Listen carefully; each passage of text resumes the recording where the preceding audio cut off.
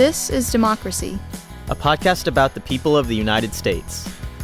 A podcast about citizenship, about engaging with politics and the world around you. A podcast about educating yourself on today's important issues and how to have a voice in what happens next. Welcome to our new episode of This is Democracy. This week we are getting ready for another political convention, the Democratic National Convention, which will occur in the coming days. The precise days for the Democratic National Convention are August 19th through August 22nd. We're going to talk about why parties have political conventions, why political conventions matter. We're going to talk about the history of political conventions and how that history helps us to understand this moment and what we might expect from the Democratic Convention this August. We're joined by a good friend and someone well known to most of our listeners, I presume. This is Jonathan Alter. He has been on our podcast before. Jonathan is, I think, one of the most important journalists writing in the United States today. He's an award-winning author, political analyst, documentary filmmaker, columnist, television producer, and radio host. He has written a number of important books I've assigned to my students in the past. Most recently, Jonathan wrote a very, very important biography of Jimmy Carter, his very best, Jimmy Carter, A Life. I encourage everyone to read this book as we're in what are probably some of the last days of the former president's life. Jonathan has also written on President Obama. He wrote The Center Holds, Obama and His Enemies, which was a New York Times bestseller. He also wrote The Promise, President Obama, Year One, really one of the first books to look at the Obama presidency in a serious, up-close way, also a New York Times bestseller. And then I think Jonathan's first book, or one of his first books, was a book on Franklin Roosevelt, The Defining Moment, FDR's 100 Days and the Triumph of Hope, which is, I think, still the best book to read on FDR's first 100 days, which are in some sense the model for any president. Really, how do you get started? How do you implement a new agenda? What are the trade-offs? And many other political issues. Most recently, Jonathan Alter wrote an op-ed, a kind of daily op-ed on Trump's trial in New York City, which was really fascinating to read because it brought the eye of an experienced journalist and someone with a historical sensibility to this, shall we say, crazy moment in our recent history. Jonathan, thanks so much for joining us. Hey, thanks so much for having me. You guys have a fantastic podcast. I just wanted to, I hope this isn't too self-serving, but since you were going over some of my books and the trial coverage I did last spring, where I was in the courtroom, not even the overflow room, the courtroom itself, a few feet from Donald Trump every day for 23 days.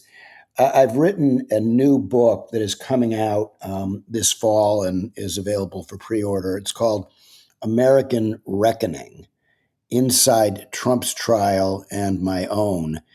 And it's part diary of the trial with a lot of what you were talking about, sort of contextualizing this first criminal trial in American history of a president. And then I also talk about my interviews with 9 of the last 10 American presidents.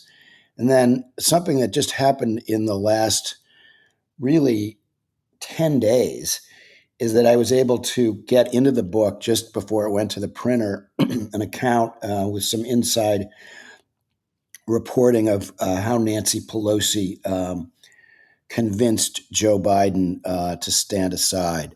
Wow. So all of that comes out in October in this book, American Reckoning. So thank you for letting me plug that. Absolutely. We'll hope to have you back on in the fall to talk about this important book. I can't wait to read it myself. Before we get to our discussion of political conventions, however, our topic for today, we have, of course, Mr. Zachary's scene-setting poem. Zachary, what is the title of your poem today? When They Go Marching in Chicago. When They Go Marching in Chicago. Interesting. Is that in some ways a reference to Norman Mailer's famous book on the marching at the Pentagon in 1967? No. No, it's a reference to Chicago in '68. No, it's a well, sort of, but it's more a reference to the protests that we're expecting at the convention next week. Fantastic. Well, let's hear it. When they go marching in Chicago, will it be for something real, or will it be a festival of cruel and bitter zeal? When they go marching in Chicago, will they smile, will they laugh, or will they cut the flag down that's already at half-mast? When they go marching in Chicago, will it be another revolution, or will it be another devolution with food delivered in profusion? When they go marching in Chicago, I hope that they remember, as they scream their chants of genocide, there are people still on the other side. When they go marching in Chicago, I hope that they remember that tearing down is easy, it is harder to assemble. And when they go marching in Chicago, I hope that they remember how hard it is to be the change, how easy but to shout it. That's a very moving poem, Zachary, and brings up many, many challenges. What's your poem about? My poem is about what I see as in the protests that are being planned for Chicago, but also in similar protests we've seen at Kamala Harris and other sort of Democratic Party events in recent weeks. A sort of cynicism and like a deep pessimism that's implied in a lot of these protests. And I think they're a sort of symptom of a kind of pathology that rejects anything sort of current as a compromise and insists on some sort of perfect world where everything is sort of peachy keen, instead of really sort of getting down to business and trying to make an actual difference. And I found this particularly frustrating, and I think it'll be sort of on stark display at the convention next week when we have a sort of very pragmatic policy platform being put forward and sort of serious policy and political speeches. And then on sort of a few streets over, a very radical and sort of obnoxious and loud protest that sort of doesn't really pertain to the actual discussion inside the room. Gotcha. It's obviously something that we've seen before at conventions and might very well see here. It brings back memories, of course, of Chicago 1968, when the last time the Democrats had their convention in Chicago, and when there were major protests of violence on the streets of the city. Jonathan, why does the Democratic Party and the Republican Party, why do they subject themselves to this? Why do they do these conventions? The first convention was in 1831, late 1831. Why have parties done them ever since? Well, first of all, before I answer that question, I want to say that I think Zachary's poem is outstanding. And, I've known this for a while. I'm listening to this podcast, but you're a fine young poet. And, one of the things I like about your poetry is that it's about real things. And this is a very good example of it. I think you've done a beautiful job of evoking some of the challenges that when I get to Chicago, I expect to witness some of that. And I just want to say, before talking about the 1830s and 40s, when I was 10 years old, growing up in Chicago, I witnessed some of the turbulence at the 1968 Democratic Convention. This will give you some idea of what kind of a family I come from. And, we're talking now about the cousins of your wife, Allison. My father is Allison's father's first cousin. So I grew up in a very, very political family. And in 1968, my father, who had seen a lot of action in World War II, flying a B-24 and been shot down, and ever since had been very anti-war, was working for Gene McCarthy. And my mother, who had family connections, was working for Hubert Humphrey, who ended up getting the nomination that year. And they both were working at the Conrad Hilton Hotel on Michigan Avenue, which still exists and where a lot of delegates will be staying next week. Large hotel. It had originally been owned by the father of Justice John Paul Stevens of the Supreme Court. It was called the Stevens Hotel until his father went to jail. And in any event, this was out in front of the hotel was where most of the violence took place on Michigan Avenue, and police were clubbing demonstrators. And it not only ruined the Democratic National Convention that year, it caused a schism in the Democratic Party, a very embarrassing moment for the Democrats, and contributed in a significant way to Humphrey's loss that fall in a very close election to Richard Nixon. So if it hadn't been for the disturbances at that convention, some of which I witnessed, the world would be a different place. We wouldn't have had Nixon. A lot would be different. Humphrey would have been a very different president. So in my situation, my parents, it's kind of funny, they met for breakfast or lunch one day early in the convention at a restaurant in the hotel called the Haymarket Restaurant, which if any of you have seen the Aaron Sorkin movie, there's a scene that takes place in the Haymarket Restaurant because the windows of that restaurant on Michigan Avenue were shattered, and some of the biggest clashes took place right at that restaurant. But before the clashes, my parents had breakfast or lunch there, and when my dad got back to the McCarthy headquarters, where interestingly Seymour Hersh, the famous investigative reporter, was McCarthy's press secretary, and he was accused by a McCarthy staffer. Somebody saw you having lunch with a Humphrey woman operative. He said, that's my wife. In any event, I was running around. I was 10 years old, very interested in politics. And I was running between the McCarthy and Humphrey headquarters, spending a little more time with Humphrey, but flirting with McGovern, who was seen when Ted Kennedy wasn't going to get in, which became clear on the Sunday before the election, before the convention. There was a kind of a McGovern boomlet, and I remember putting on a McGovern button. That was who I was for. And then late in the afternoon, there were. It was clear that there was a lot of tension, and that something was happening. There had been violence earlier in the week in Lincoln Park, and so my mother grabbed me and she said, "We're out of here." And we hurry to the parking lot. We get the car and we drive through this. The mayhem was really just beginning. It didn't really start until after dark, but we kind of saw the beginning of it. Then through Grant Park and home. And then amazingly, and this is something I didn't realize until I was writing this book. I have a very short account of this in American Reckoning. Amazingly, my parents let me go back to the Conrad Hilton the next day, even though there had been all this violence. And that's how much they were willing to kind of expose us to things. And I remember distinctly seeing the kind of glint of the bayonets of the National Guardsmen and smelling, I can still smell it, a stink bomb that a protester threw into the lobby of the hotel.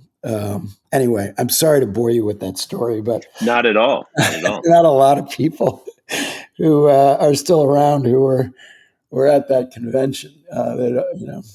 Jonathan, just explain from your point of view as a 10-year-old, as a precocious 10-year-old boy, what did you think was happening? Why at this meeting of political leaders to choose a presidential candidate? This is the moment in 1968 the Democratic Party chooses Hubert Humphrey, vice president, to be its presidential candidate, even though he had not been in a single primary. Why did you think there was so much violence and anger? What was this about?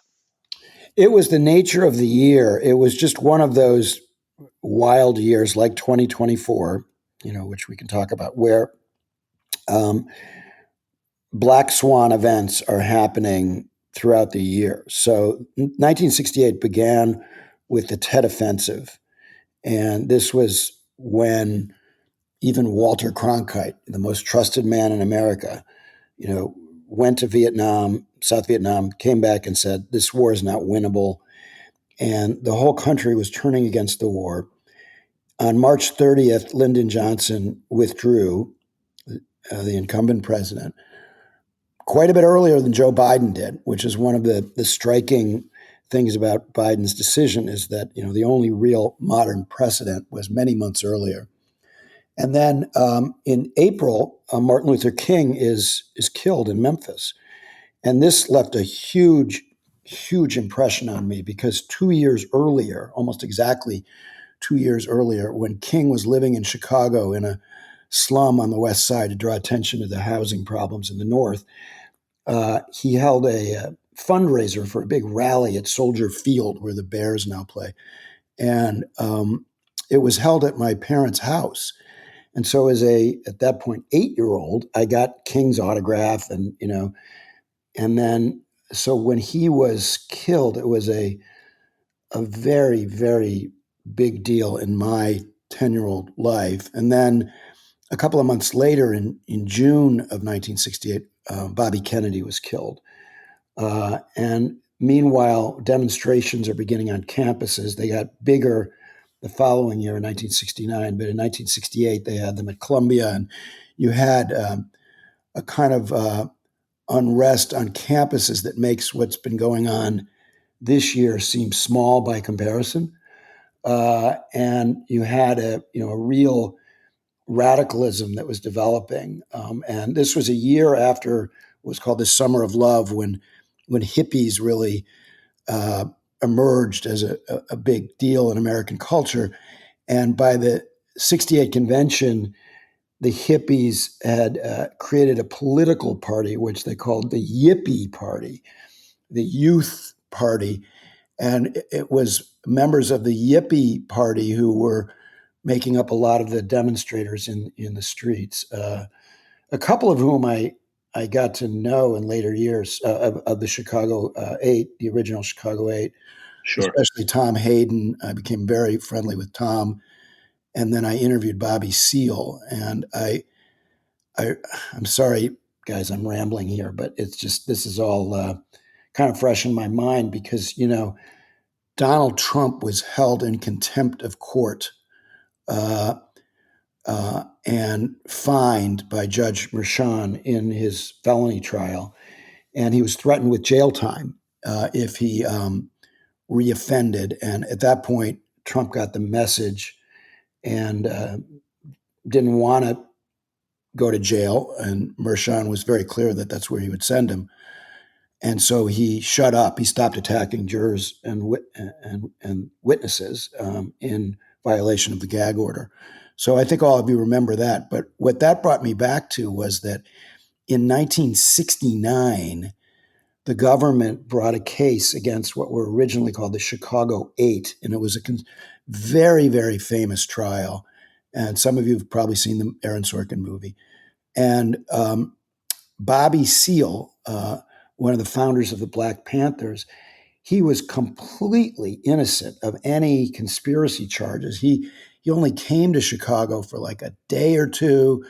There was zero evidence of him planning any disruptive demonstrations or anything of that kind. But he was put on trial with Tom Hayden, Abby Hoffman, David Dellinger, the other John Florence, the other defendants. And he did not have his lawyer was hospitalized during the trial, and the judge, Julius Hoffman, one of the worst federal judges in the United States, a bigot, right-wing, horrible judge, when Seale spoke up and said, I'm not being represented by counsel. My counsel is in the hospital. He said, sit down. And Seale said, protested. Right. And said, my lawyer's in the hospital. I need representation. And what the judge did, this is a year after the convention, is almost unimaginable. He had Seale bound and gagged in the courtroom with a cloth in his mouth so he couldn't speak, and his arms and legs shackled to the chair in the courtroom. And I thought of all this when Trump was held in contempt. He was obviously treated a little bit differently than Bobby Seale was. And years later, on the 30th anniversary of the trial, I interviewed Seale for the Today Show, and he was remarkably unbitter and really just seemed like a really terrific person. And in any event, his case was severed from the others, and it became the Chicago 7 trial, and that all grew out of this convention. So just to get back, I'm sorry to wander on, but to get back to your original question. So starting in 1840, which was the first time that we really had what we would see as a political convention for the Whig Party, and they nominated William Henry Harrison and John Tyler, Tippecanoe and Tyler too. Harrison caught a cold, was giving his inaugural address, and died a month after taking office, and Tyler served out his term. But that was the first, the torchlight parades, a real convention. And it became clear even then that these conventions were not just about selecting the nominees, they were about party building, building enthusiasm, momentum. And that's what this convention next week is going to be about, since the nominees have already been selected. Zachary? How do you think the events you described in 1968, and particularly the political context for the convention and the sort of burgeoning anti-war movement at that time, are different from our moment today or similar? So I think most of the comparisons to 1968 are facile and almost useless, other than the fact that there are protesters, which there have been at many conventions, and that this is in the city of Chicago. The two events don't have a lot in common. Now, I say that before the convention's taken place. If there's a lot of violence, it'll be a different story. But in 1968, the Democratic Party was terribly divided, as I indicated, over a war that wasn't being fought by, other people like this war in Gaza. It was being fought by Americans. In 1965, Lyndon Johnson sent 500,000 troops to Vietnam.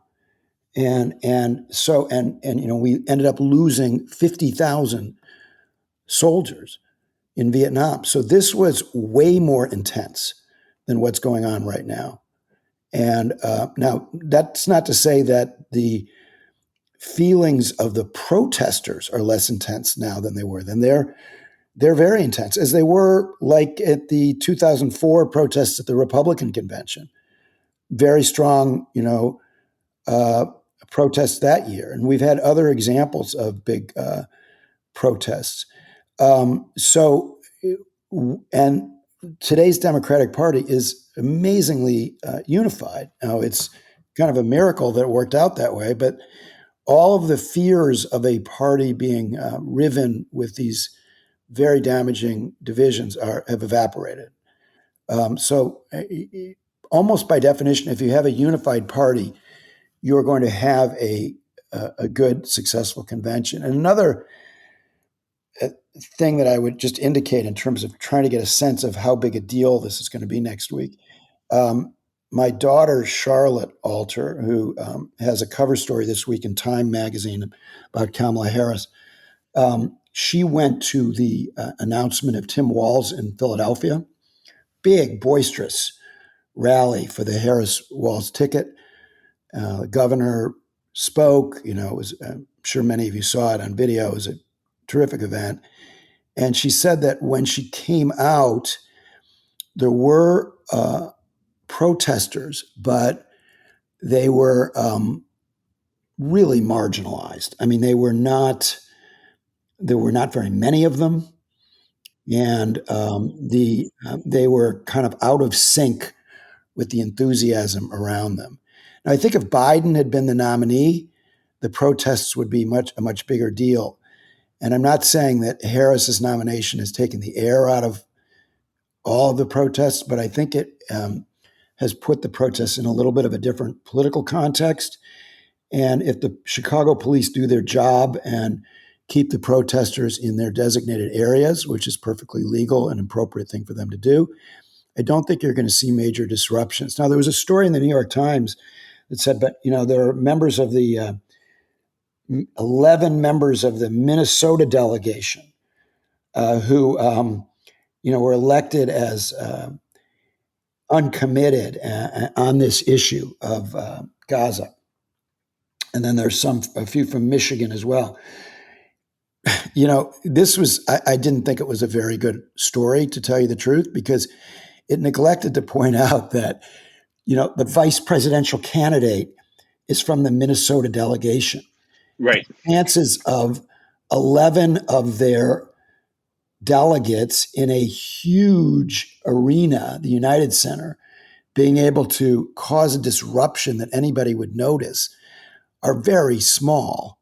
And so I'm reminded in 2016 in Philadelphia, there were the Democratic Party wasn't nearly as unified. I mean, there was a huge anti-Hillary demonstration on the Sunday before the convention opened that I attended, with thousands of people who hated Hillary Clinton. They were Bernie supporters. And even though Bernie had endorsed Hillary, it wasn't good enough for them. And both Charlotte and I realized when we covered that demonstration together that this was going to be a real problem for Hillary in the fall. So in that case, they had about, there were a certain number of Bernie delegates who tried to heckle speakers, including when Hillary was giving her acceptance speech. And the arena in Philadelphia was so big that you couldn't hear them on TV. So the idea of people, and then the same thing at Trump's convention in Cleveland, there were some Cruz supporters who tried to make noise. And I was actually sitting in the press area not far from them. There were about maybe 75 of them in the spectator section. And they tried to make noise. Nobody heard it. So the chances of the convention hall itself being disrupted, I think, are very small. There will obviously be big demonstrations in the streets, and it's just a question of how Chicago police handle it. But I have every reason to believe they'll handle it better than Mayor Daley's police did in 1968. Well, they couldn't handle it worse, I don't think. Jonathan, what happens at a convention? Most of our listeners have not been to one. I hope they will go at some point. But what happens? We no longer really choose the nominee at the convention. In fact, the Democrats have already done this virtually. So what happens at the convention over 4 days? Well, one thing that will not happen this year is what's happened in every prior convention, except for the virtual ones in 2020, and that is balloting for the presidential and vice presidential nominees, where every state gets, they stand up, they go to the microphone. The great state of Wyoming casts its, votes for the next president of the United States. So that's a tradition that goes back a very long way and no longer exists, at least not this year. The other thing that happens is that the party builds on its glorious past.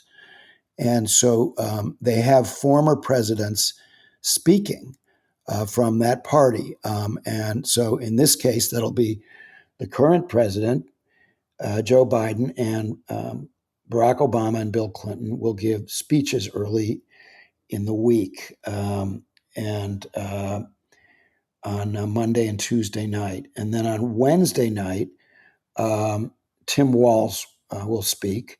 And on Thursday night, Kamala Harris will give her acceptance speech, which is the climax and close of the convention. And in between, there's party business to be done. Most important, the adoption of a platform. So in recent weeks, the platform committee has been meeting and pounding out a platform.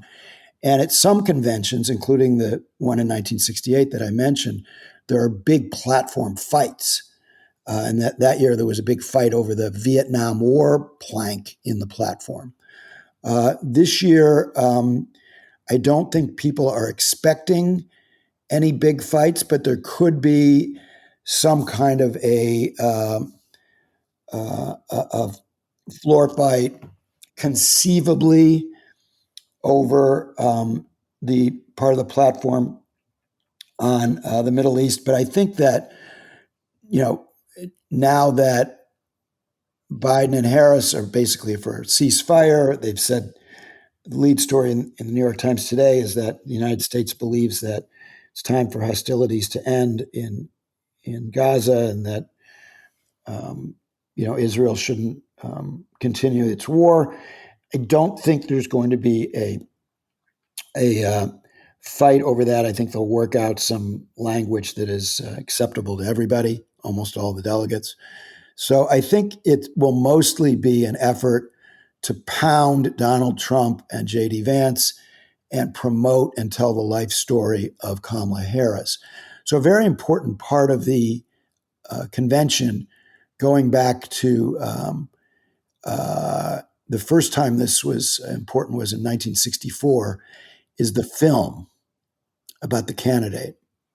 And for a long time, the networks ran the film in its entirety. Now they won't do that, and so you have to kind of watch it online. But it's often a very useful bit of propaganda where the nominee, and there's a shorter one for the vice presidential nominee, gets a kind of a bio video, where in this case it'll talk about how Kamala Harris worked at McDonald's. She knows the problems of the middle class, and she put a lot of violent criminals in jail, including those coming over the border when she was a prosecutor, and so forth. And so this is the aim of these conventions now, is to create an elaborate ad for the nominee and the party. And I remember I used to cover media at Newsweek, and I remember at the 1988 convention, and I was in the Newsweek workspace near the convention hall, and they didn't have cell phones. I don't know how. I guess he was returning my call to a kind of a standard phone in the workspace, and it was Roone Arledge on the phone, who was the president of ABC News and somebody that I was covering a lot. And he said, I've had it with these people. We're going to go back. I've been talking to the network. They're deferring to me on how much of this to carry in prime time. I tell them, go back to regular programming. This whole thing is just an ad for the Democrats. I'm not going to do it. I'm going to take a little bit of Jesse Jackson's speech, half an hour of Jesse Jackson's speech. The rest of it goes back to the network, and, so they can run sitcoms or whatever they were running in that period. And that's when the tradition of only carrying 1 hour on the network, 10 to 11, or in the case of the Midwest in Chicago, 9 to 10. And that's all that the ABC, NBC, and CBS will carry. And for all of the rise of cable television and internet platforms, most Americans are still watching these dinosaur broadcast networks, right? And they used to, in the old days, until 1988, they had gavel-to-gavel coverage. And since that time, they basically only had an hour of live coverage.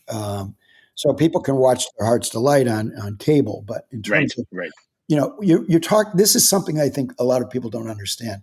So there are going to be about 130 million people voting in this election, maybe more, because enthusiasm is now high on both sides. So it could go higher than that. And it could conceivably go to 140 million, 135 million. If you add up all of the cable networks on their best nights, you're talking about 10 million people, right? So most most viewers are still, they've got busy lives. They're maybe tuning in a little bit on MSNBC, Fox, CNN. A lot of them are watching whatever's on primetime television and then watching 1 hour between 10 and 11. And that makes the TV show that conventions have become a little bit different. And they have to program it a little bit differently than they used to. And they have to be very careful to keep time-wasting, boring stuff out of the primetime portion. So a lot of that is now pushed to the afternoon, where they'll have people give speeches at they'll convene early to get some of the dutiful stuff out of the way. Zachary, your question? Yes. I want to ask, how do you think the tone at the Democratic convention in particular is going to differ or contrast with the tone that we saw at the Republican convention about a month ago at this point? So, well, I mean, there are a couple of differences. Just to go back to your question about the protesters, I was kind of, and your poem, where you talk about the lack of logic. Like, why should there be, I would ask a protester this, a Gaza protester. Tell me again, why is the protest in Chicago so much bigger than the one in Milwaukee? That doesn't really make any sense. But, almost nobody noticed any protests in Milwaukee. And then you saw a convention that was taking place in the wake of this assassination attempt, and what had already become a cult became an even bigger cult, to the point that delegates were wearing little white bandages on their ears. That's the kind of thing they would do in North Korea, right? And so, the stigmata or whatever. And then, but I thought that Trump did one thing that was very smart. He really understands television. Donald Trump, when he was elected, people said, oh, he has no experience in 2016. He was experienced in the single most important area for getting elected president, and that's the media, right? So he's always understood the media really well, and he's always been willing to break tradition. So his decision to come in and sit in a box at his convention and be there the whole time, rather than being in his hotel room, which is where the nominee is traditionally seen until they make a grand entrance on Thursday night. They're usually in the hotel room. And I remember as a 10-year-old, when I was watching the convention at night after I got back from the Conrad Hilton, and there was a shot of Hubert Humphrey. His wife, Muriel, had gone to the amphitheater where the convention was taking place. And he gets up out of his chair in his hotel room, and the TV cameras see him go over and kiss the TV screen. Nice images on the screen. And even as a 10-year-old, how stupid is that? He's kissing the TV, right? But other times it could be used to real effect. So in 1984, when the Republicans nominated Reagan for re-election, and it was a coronation, Reagan was in his hotel room, and Nancy Reagan was giving her speech. She actually, unlike Muriel Humphrey, addressed the convention, which has become a common thing now. Melania broke tradition when she didn't address this year's Republican convention. But normally, as you remember, Michelle Obama addressed the convention. Then in 2016, Melania literally plagiarized Michelle Obama's speech. So when Nancy Reagan was giving her speech, they had an image of Ronald Reagan in the hotel room that they put on the Jumbotron in the convention hall, and they waved to each other. She waved to the huge screen of her husband. And it was a little 1984-ish, but it was the most powerful image coming out of that entire convention. And it really, We ran a big picture of it in Newsweek. It was very memorable. But this year, Trump changed the tradition. He said, why stay in the hotel room? So he went in the convention hall the first night and he sat next to different people. Sometimes it would be J.D. Vance. Sometimes it would be his grandchildren. And it was very effective. And I think if the planners of the Democratic Convention are smart, they'll have Harris do the same thing. They'll have her sitting with Doug Emhoff some of the time and with Tim Walz some of the time, and other people, representatives of various important Democratic constituency groups. So I think that would be a very smart thing for the Democrats to do this year. And I'm not sure, whether they will provide the kind of stagecraft that will optimize their advantages and their momentum.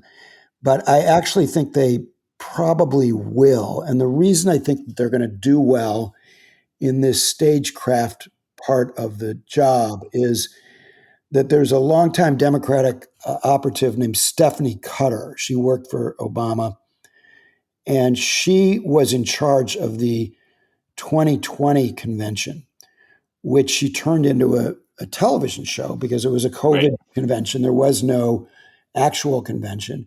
And I thought she did a terrific job presenting that Democratic convention the last time. Very imaginative in television terms. So I think they're going to do well. I think they'll do something exciting on on Thursday night. A lot of people are saying Taylor Swift is going to show up, or Beyonce.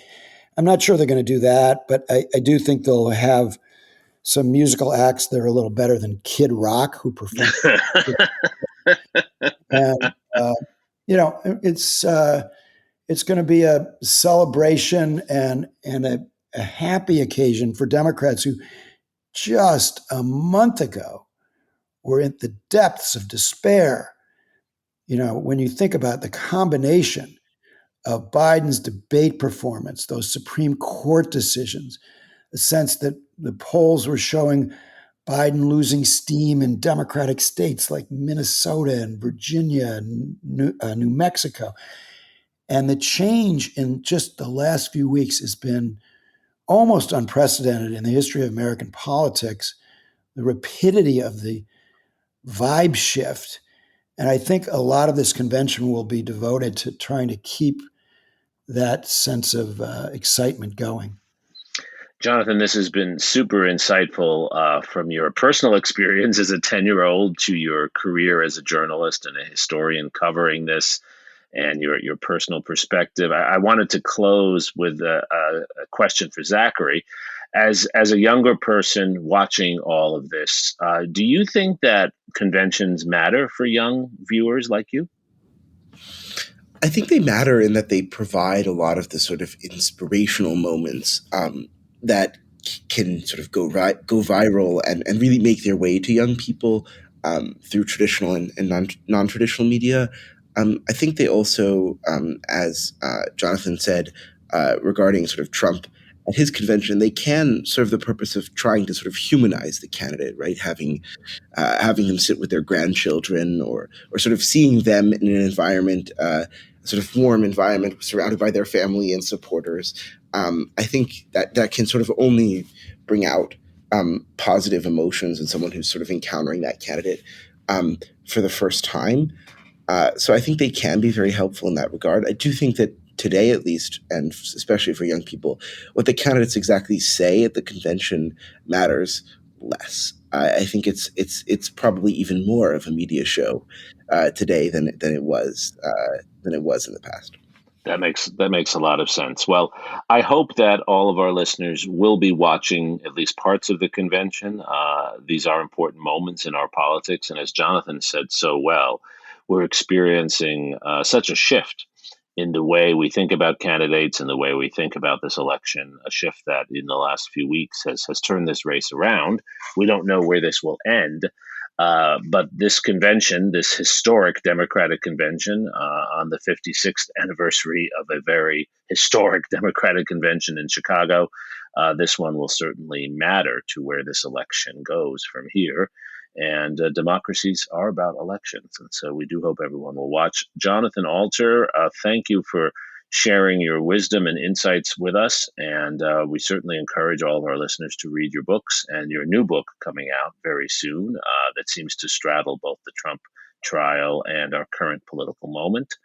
Zachary, thank you as always for your thoughtful poem and your wonderful questions. Thank you to our loyal listeners for subscribing to our Substack, for listening to our podcast, and for joining us on this episode of This is Democracy.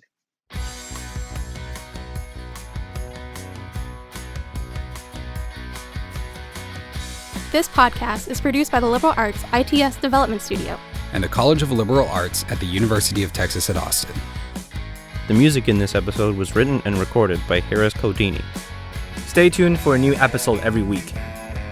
You can find This is Democracy on Apple Podcasts, Spotify, and Stitcher. See you next time.